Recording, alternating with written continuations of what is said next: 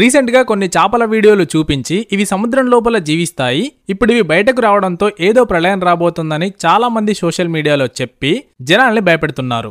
Recent గా Mexico తీరంలో ఈ చాప ఒకటి బయటపడింది. దీన్ని డూమ్స్డే ఫిష్ అని అంటారు. జపాన్ లో 2011లో ఒక పెద్ద భూకంపం సముద్రంలో రావడం వల్ల పెద్ద సునామీ వచ్చింది. అయితే ఆ సునామీ రావడానికి ముందు అక్కడి సముద్ర తీరంలో ఇలాంటి డూమ్స్డే ఫిష్లు కనిపించాయని చెప్తున్నారు. అంతేకాదు ఆ చాపను జపాన్ పురాణాల ప్రకారం మెసెంజర్ ఆఫ్ గాడ్ అని పిలుస్తారు.